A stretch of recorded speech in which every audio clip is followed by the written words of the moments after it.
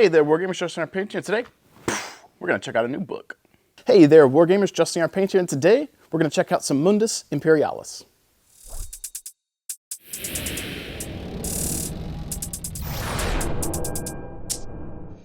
I'd like to welcome you guys back to the channel. Thank you for tuning in today. If you're new here, please Alpha strike that like and subscribe button. And if you're a returning viewer, thank you so much for tuning in to help support what I do. That said, today we're going to be taking a look at the new Battletech Hinterlands book. I think this is scheduled to come out in January, I think. I was able to pick this up at Southern Assault 2024. It was one of the prizes on the prize table. I had a few opportunities to pick up some unreleased things. They had some Davian Force packs, which were really cool. The Universe book, which is out and was autographed. They had the Il Clan Eyes Only book, and they had the Hinterlands Hotspot book. The reason that I opted for the Hinterlands Hotspot book is twofold. So first of all, it was the only book that was left on the table for me to pick up. And second of all, while it would have been cool for me to get the miniatures to showcase on the channel, because we're a minis focused channel, the miniatures will come out eventually. This will come out eventually, but this bad boy here is also autographed. So that's pretty cool too. We got Randall Bills, Ray Aristia, and Aaron Cahall, and they are all credited in the book here. On this, was this page 3, so we've got production staff, CGL, that's Brent Evans, hang on, sorry. So the Stellar Cartographies, Ray Aristia, the Battletech line developer, Ray Aristia, so signed it. Aaron Cahall, assistant line developer, signed it, and then, you know, everybody knows who Randall Bills is, so not sure if Randall's name is in here. I would assume it's somewhere, but I knew those two were, and Randall kind of being like granddaddy of Battletech was cool. So this one holds some value to it, I think, more so than the minis would, because the minis would eventually come out. This will come out too, but getting it autographed is not as easy. So that said, in today's video, we will flip it around and I'll show you guys what's in the book today. I'm not going to be able to give you a full in-depth review, just show you some pages, give you some ideas of what this might do for you, and see if it's something you might want to buy when it comes out. When it comes to hobby tools and paints, Monument Hobbies has the best in the business. Their Pro Acrylic paint line offers unmatched coverage and vibrant colors, perfect for all of your miniature projects. And with high-quality tools to match, you'll always be ready to create. Save 5% on your order with the coupon code ARMEDPAINTER. Elevate your hobby game with Monument Hobbies. All right, guys, so we've got our Hotspot Hinterlands book here, and it's long overdue for me to actually get this out here in front of you guys to showcase what's here. So first glance, here is our cover, as I jam it into my paint rack there in the rear. And as I mentioned in the intro there, and showcasing as I'm hitting everything, as I mentioned before, my particular copy is autographed, which is pretty cool. So we got Randall Bills, Ray Aristia, and Aaron Cahall. So their names are also listed here. So we've got Ray, Aaron, and then Ray's here twice. And where is Randall? Randall will be here somewhere. I would have assumed he was somewhere at the top and I'm just missing him. Or maybe he's not in here and I'm just dumb. I don't know. Regardless, some of the names, maybe when you guys can see it, I'm just dumb and I'm missing it. But yeah, some of the names here are autographed to the front. So we've got our table of contents here, and what we've got for the Hinterlands. Now, essentially what this is going to be is your campaign supplement for like mercenaries operating during the Il Clan era. So we've got a variety of things here in terms of setting the stage for lore and what's going on. One of the things that this is recommending is some of the text here, where for different stories and things you can find in the current lore and whatnot for Battletech. One of them that it mentions that might actually be helpful is Tamar Rising sourcebook, relative, or as opposed to the stories. If you're trying to do this stuff on your own, probably don't want to read 5 stories to get caught up on anything. You probably just want the Tamar Rising to help you build a campaign to play. This is also meant to be used in conjunction with the Chaos campaign rules for Battletech, and this is one of the areas that I will take issue with, is it's not very obvious what that actually is, and you have to Google that. When you bring up Sarna, it's apparently a PDF with rules on how to do campaign stuff. It's only 7 pages. I think in a book that is, over 100 and something pages, just tack on the couple of pages it's going to take. That's 7 pages in a PDF, which means front and back, that's 3.5 pages in the book. Like counting this as 1 page. So 1, 2, 3, 4, 5, 6, 7. Saying this is for the Chaos campaign and then not telling you where to get the stuff, and it's not an actual book, is kind of annoying. And then for people who aren't already initiated, they might not actually know. But I digress. That's just a small thing that I wish was a little bit more obvious in the book itself here. as you move forward, it's going to explain how you can set things up, terminology and whatnot. Yeah, is what it is. Most of that's going to be pretty obvious to you. Some of these terms here are going to make more sense if you've read over the Chaos Campaign rules. So, your mileage may vary. One of the things I do like here, though, is if you're using some of these and maybe not specifically playing a campaign, maybe you're trying to forge cool missions for you and your friends to play, they've got some cool stuff here that you can take and get some inspiration for. So that's pretty nice. Quite a bit of that.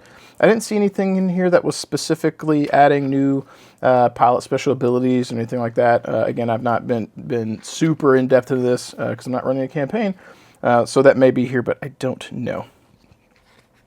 So one of the things that, let's see, that they had that I did like, they've got some tables, which is, I say that when looking at that, say they're good, but they've got, let me just briefly flip through here, because I feel like there were some things that were breaking down. Yeah, so you've got like, I guess you're going to be breaking down your factions and whatnot. Yeah, it's like playing Hell's Horses, giving you, what it's going to cost to recruit things, and then the units you're using in here, and then it's going to go on to have some other units as well. Oh, there you go. I'll Malvina Hazen. But one of the things that I do like, is moving forward, was not necessarily the recruitment, because you've got the various players are giving you information about like hiring and so forth, where you might pull things from, mostly fluff here, no rules. But the thing that I do like is when you get into the hotspot stuff, I actually put a sticky note here to make sure that I pulled this up to show you. As you're flipping through, you're getting some information, but then you get some nice stuff for missions that you can play, and then things that you can roll on for, what's going to happen. So what type of track you're playing, tack defender, location, D6, so tables. But again, if you're trying to use this to do a campaign, good. But if you're using this as just to give you some ideas for how to make some narrative fluff missions that you and your buddies might do as one-offs, really good stuff for these tables to dig into and find some things that you like. So I think that is pretty cool. Especially stuff like this with lots of little things that you can dig into. And one of the ones, I'm seeing we get to a page, I like these command complication tables. So this one's 1d6, and obviously because it's a d6 but has an 8+ down here, there are going to be ways for these to go up. I'm less worried about specifics of how this works. I'm more interested in the idea of like you taking some of the ideas from these tables to create your own so that you can have some random variables in your games. I think that is cool. Again, you can use this stuff for your campaigns if you're doing that as you see fit. So I think that is pretty cool. And then let's fast forward, because there's a lot of these. There's a lot of pages going through stuff like this, right?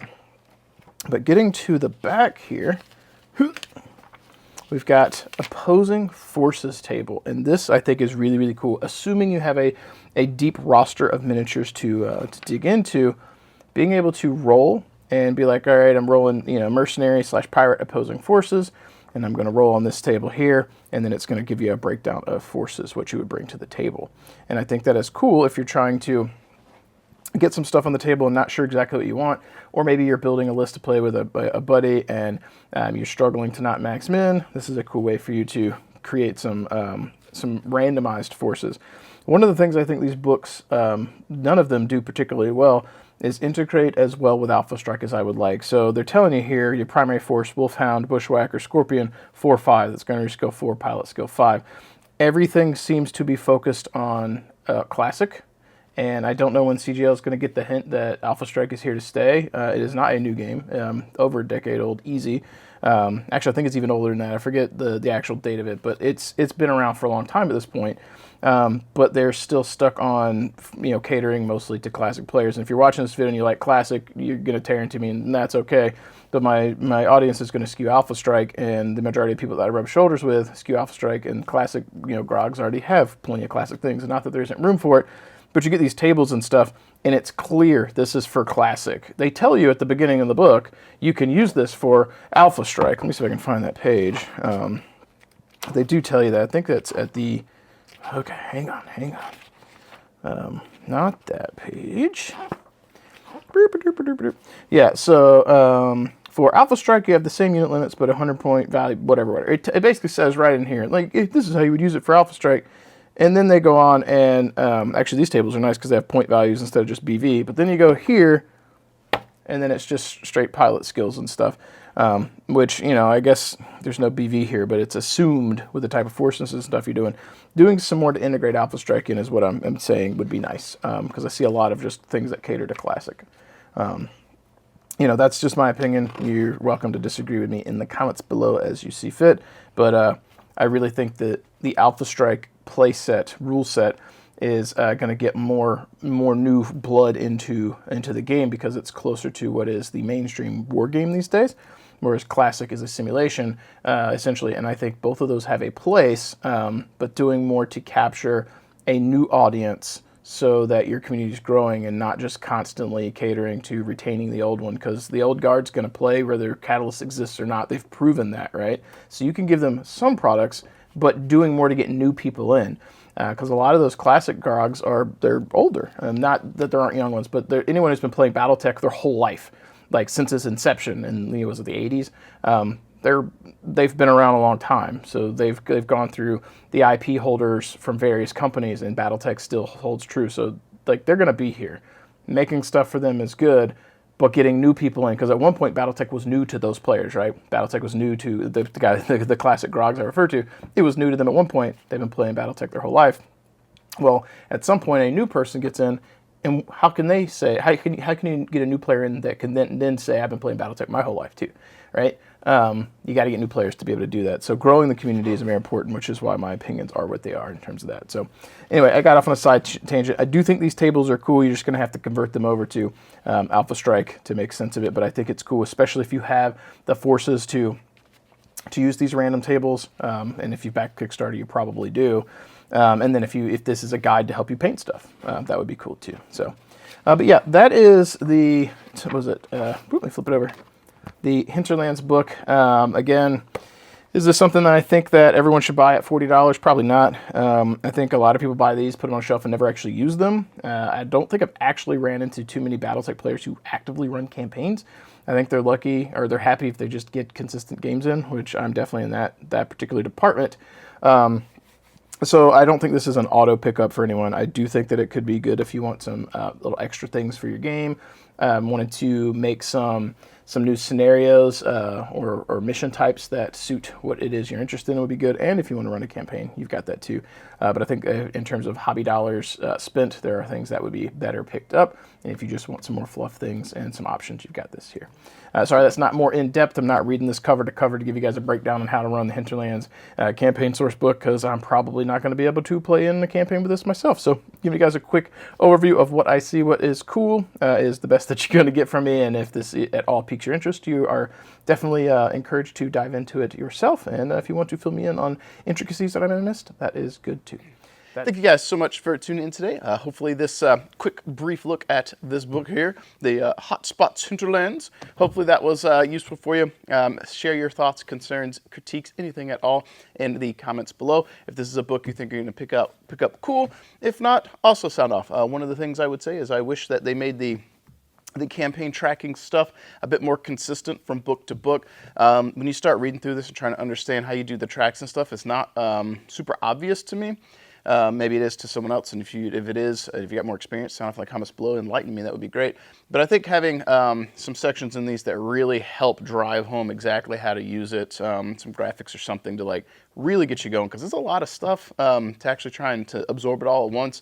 So I think that's something that would work really well between this book, like Dominions Divided, the Ill Clan book, and then I've got whatever the other one is. I've got the newer source books they put out, or campaign books. There's probably some stuff in there that helps run it, but I feel like they could do a little bit of a better job up front, trying to be like, here's what you do, step by step, and then you go into the crunchier, more specific details for each one of those steps. I think that would help. And maybe I just overlooked it in here. I don't know. We'll see, or I'll see what you guys have to say. But I do think there's a good value to this and something cool, especially if you guys are interested in campaign play. That said, folks, is all I got for you today. As always, keep painting your models, keep rolling your dice, maybe pick up some books for running some campaign stuff of your own, and I'll catch you guys next time. Thank you so much for watching and being here with me today. I pour a lot of time and passion into every video, and I genuinely hope it adds something to your hobby experience. If you've enjoyed today's content and want to see more, consider supporting me over on Patreon. Every little bit of support helps fuel what I'm doing here, and it truly makes a difference. Whether it's a few dollars or simply sharing the channel with others, your support means the world to me and allows me to keep doing what I love and hopefully inspiring you along the way. A huge thank you as well to all my sponsors, Monument Hobbies, Fortress Miniatures and Games, Baron of Dice, and Deathler Designs as well. Their backing is vital to the channel, and if you're in the market for top quality paints, miniatures, dice, or terrain, please check out their links below. Not only will you be picking up some great products, but you'll also be supporting this growing community we share together. Thank you so much for watching, and for your time, and for being a part of this journey with me. As I sign off today, let's go ahead and highlight some awesome patrons who are helping fuel this journey we're on together and helping keep things going.